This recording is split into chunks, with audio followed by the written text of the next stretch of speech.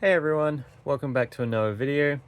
Today I made a quick trip out to a couple of the hobby stores here in Toronto, and I just made a short video on the selection of model cars they have and other things you can find in the store. And I thought it'd be kind of fun just to show you guys, especially if you live kind of close and you've never been, it might be worth checking out. Before we get into that, I just want to show you what I've been working on, and that is this AMT's 1957 Bel Air. Not a lot done so far. It's been kind of crummy weather. I pretty much just primed it and sanded it. I also just want to apologize for the kind of shaky camera. It's a very short video today, so I didn't really have time to set the tripod up. And something that I don't usually do until after the video is show you the things I got from the store. But because it was only a couple things, I figured I would just do it now. And that is some new glue, and I picked up two of these, the Pontiac Revell engines. These were $5 with 15% off. I think it worked out to be $8.40 for the two of them, which I thought was a really good price, so I'm pretty happy about that. This can be built two ways, and that's why I grabbed both of them, because I'm gonna build it both ways. And yeah, I think that'll be kind of a nice addition to have. Anyway, without any further ado, I guess I'll show you guys what was at the store today. So first up we have John's Hobbies, and we're just looking at the plastic model kits here. We have some like figurine stuff, some sci-fi, Star Wars, and then moving just over here we have all the model cars. I find they don't have the biggest selection for cars, but usually the stuff I find is pretty cool. They'll tend to have some newer kits and some that you don't always see. It was mentioned to me that because of the Christmas rush, they don't have quite as much. We got some ships down here, some tanks, some more tanks, and then these are your Tamiya, Revell, Flatbox kind of stuff. And then we have a couple of snap tights, some ships, and then just some things war related, some magazines and some airplanes,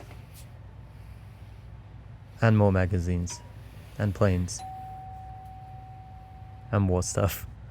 So I tried to get some close-ups so you guys could see the prices. I don't think they're quite visible, but most kits here range from 20-25 Canadian dollars to 40-45.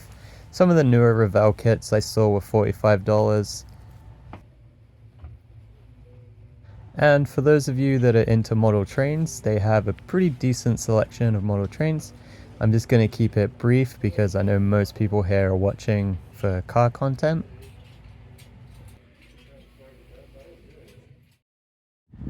And next up is Wheels and Wings Hobbies, which is a short walk away. Starting off with the model car kits, it was pretty busy in here today and I didn't really want to be in people's way, so unfortunately this next section is a little bit more of just a sweep over of the kits. Of course, feel free to pause, and if you have any questions regarding the kits, then feel free to ask them. I'm going to leave the websites for both stores, and then you can look up if there's something that catches your eye. This section is mostly snap tights or beginner friendly models, and then just down here we also have some Revell kits that contain paints and I believe glue as well. And the rest of this aisle is model planes. Lots and lots of planes.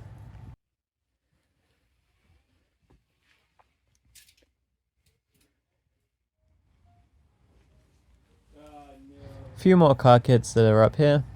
Most of these are duplicates from the other car shelf that we saw a little bit earlier. And then this is their paint selection. More model cars. There's also a whole section for like Gundam kits too. This room is absolutely packed with military kits, so if that's something you're into, I couldn't recommend it enough. This is my favorite part of the store. In the basement they have out of production, harder to find pre-owned kits, and you can find some really cool stuff down here. Another close-up shot, just trying to show you guys some of the pricing. In my opinion, I find the pricing is a little high for some of these kits. Maybe I've just been a little bit spoiled with swap meet pricing. I still love coming down here and just seeing what's on the shelves. Like most places that sell pre-owned stuff, you never know what you're going to find. These are some of the larger scale kits, and more planes, more ships. And then they did have some train stuff too, which I'm just skipping over for the most part. And back here we just have a couple of clearance items, some clearance bagged kits. These were all aeroplanes. And to finish off, we have quite a few different magazines and some books too. As always, thanks for watching, and I'll see you guys in the next one.